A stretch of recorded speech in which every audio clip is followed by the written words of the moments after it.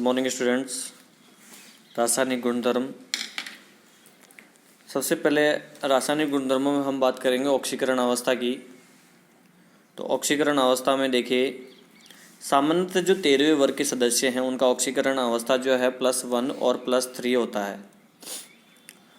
अब जो +1 ऑक्सीकरण अवस्था प्रदर्शित करने की जो प्रवृत्ति है वो ऊपर से नीचे जाने पर बढ़ती है। इसके अलावा गैलियम, इंडियम और थैलियम +1 +3 दोनों ही प्रकार का ऑक्सीकरण अवस्था प्रदर्शित करते हैं। वायु के साथ क्रिया की बात करें तो बोरोन वायु के साथ क्रिया नहीं करता। एल्यूमिनियम क्रिया तो करता है लेकिन ऑक्साइड की परत बन जाती है, ये Al2O3। एल्यूमिनियम ऑक्साइड की परत बनने के कारण आगे क्रिया नहीं हो पाती है। बोरोन और एल्यूमिनियम वायु के संपर्क कराकर गर्म करते हैं अगर क्रम से, तो बोरोन का ऑक्साइड बनेगा, एल्यूमिनियम का ऑक्साइड बनेगा। यहाँ पे ये रिएक्शन है बोरोन का ऑक्साइड की। बोरोन के जो ऑक्साइड होते हैं वो अम्लीय होते हैं और एल्यूमिनियम और गैलियम के जो ऑक्साइड होते हैं वो उभयधर्मी होते हैं। यानी ऊपर से नीचे जाएंगे तो अम्लीय गुण ऑक्साइडों का जो अम्लीय गुण है वो कम होगा। और अगर बात करें इंडियम और थैलियम की तो इनके ऑक्साइड क्षारीय प्रकृति के होते हैं। अर्थात ऊपर से नीचे जाने पर अम्लीय प्रकृति, ऑक्साइडों की अम्लीय प्रकृति घटती है लेकिन क्षारीय प्रकृति बढ़ती है। अगर अम्ल और क्षार के साथ क्रिया की बात करें, अम्ल और क्षार के साथ क्रिया करें तो बोरोन जो है अम्ल और क्षार के साथ कोई क्रिया नहीं करता। एल्यूमिनियम तनु HCl के साथ हाइड्रोजन गैस देता है। देखिए हाइड्रोजन गैस दे रहा। यहाँ पे एल्यूमिनियम की अगर बात करें, जलीय क्षारों के साथ जल और क्षार के साथ एल्यूमिनियम की रिएक्शन करवाएं तब भी ये हाइड्रोजन आयन देता है। एल्यूमिनेट ये हाइड्रोजन गैस देता है और ये आयन है सोडियम टेट्राहाइड्रोक्सी एल्यूमिनेट आयन। ये आयन जो बन रहा है यहाँ पे NaAlOH का और माइनस चार्ज लगा हुआ है ऊपर, सोडियम टेट्राहाइड्रोक्सी एल्यूमिनेट आयन है और ये हाइड्रोजन गैस भी दे रहा है। हैलोजेंस के साथ में इसकी रिएक्शन की बात करें अगर हैलोजेंस के साथ में, तो Tl को छोड़कर वर्ग 13 के सभी तत्व जो हैं हैलोजन से क्रिया करते हैं। यानी थैलियम को छोड़कर सभी सदस्य इसके साथ क्रिया करते हैं। तो कौन से प्रकार के ट्राई हैलाइड बनाते हैं? EX3 टाइप के हैलाइड बनाते हैं। हैलोजन मतलब 17 वर्ग। अब यहाँ पे क्वेश्चन लिखा हुआ है, निर्जल AlCl3 की बोतल के चारों ओर से धूम बन जाती है। क्यों? क्योंकि जब एल्यूमिनियम ट्राइक्लोराइड की बोतल का ढक्कन खोलते हैं तो उसमें क्या है, हवा प्रवेश करती है, वायु प्रवेश करने के कारण उसके साथ में नमी प्रवेश करती है। नमी का मतलब H2O जो है इस एल्यूमिनियम ट्राइक्लोराइड के साथ में रिएक्शन करती है जिससे कि HCl का निर्माण होता है। अब HCl का निर्माण होता है तो ये बोतल के चारों सफ़ेद धूम के रूप में जम जाती है। ठीक है, आगे बात करें बोरोन का असंगत व्यवहार। तो बोरोन में देखिए D कक्षक अनुपस्थित होता है जिसके कारण से ये असंगत व्यवहार प्रदर्शित करता है। इसके अलावा इसका आकार भी छोटा होता है, अर्थात P कक्षक उपस्थित होने के कारण ये अधिकतम 4 संयोजकता प्रदर्शित करता है, जबकि इस वर्ग के अन्य सदस्यों में D कक्षक उपस्थित होते हैं जिसके कारण से अधिकतम +6 संयोजकता प्रदर्शित कर सकते हैं। बोरोन की चतुष्फलकीय, बोरोन अगर किसी हाइड्रोक्साइड के साथ में बनाता है संकुल यौगिक, जैसे कि ये बन रहा है M का मतलब बोरोन, BOH का और 4, तो इसकी चतुष्फलकीय आकृति होती है। जबकि अन्य तत्वों के जो हैं, जैसे यहाँ पे MH2O6 है, जल के साथ में है, तो यहाँ पे इनकी आकृति अष्टफलकीय है, जलीय विलयन में उपस्थित रहती है। यहाँ पे बात करें अगर बोरोन के महत्वपूर्ण यौगिकों की बात करें तो देखिए ये सारे महत्वपूर्ण यौगिक जो हैं बोरोन के हमारे सिलेबस से हट गए हैं। बोरिक अम्ल वगैरह, इसके अलावा बोरेक्स भी हट गया और आर्थोबोरिक अम्ल भी हट गया, ये आर्थोबोरिक। फिर डाइबोरेन भी जो है, डाइबोरेन भी हट गया है बनाने की विधि।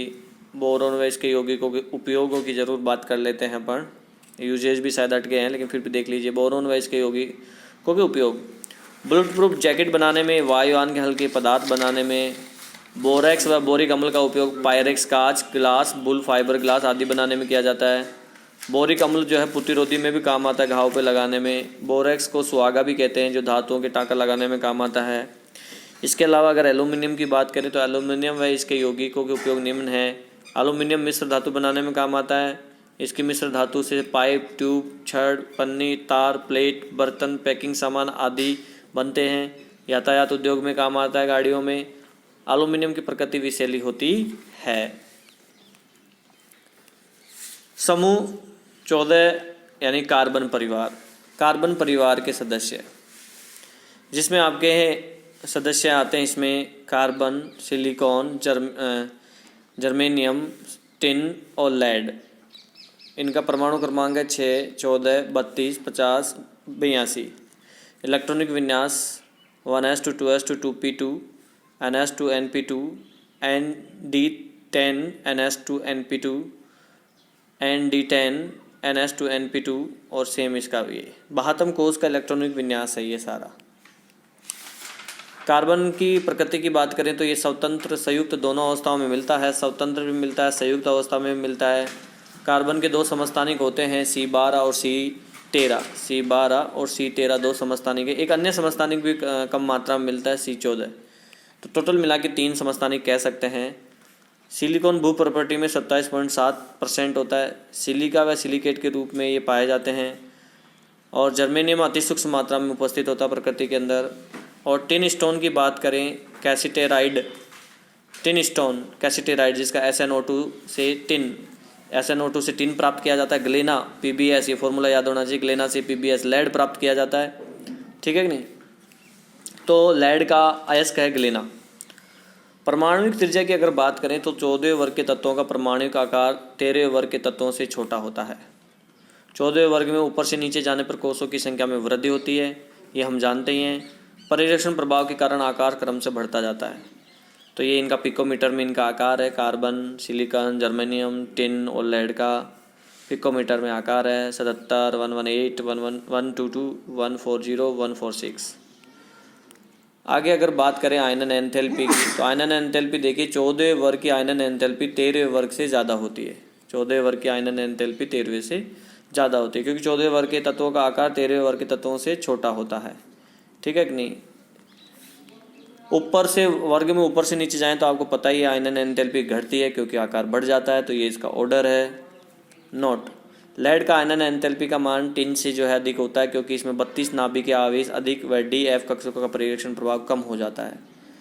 क्योंकि मैंने आपको बताया था पिछले पार्ट इसमें, जब आप इंडियम और थैलियम की बात करे थे, तो वहाँ पे क्या होता है कि जैसे लेड है, लेड के बाद में अपन जाएंगे यूँ आगे P ब्लॉक में आगे चलेंगे, फिर इधर वापस S में आएंगे, फिर D आएगा, फिर D के अंदर क्या होता है 14 इलेक्ट्रॉन निकले हुए हैं F ब्लॉक के, फिर उसके बाद में वो, तो ऐसे टोटल जो तत्व हैं बहुत ज़्यादा हो जाते हैं।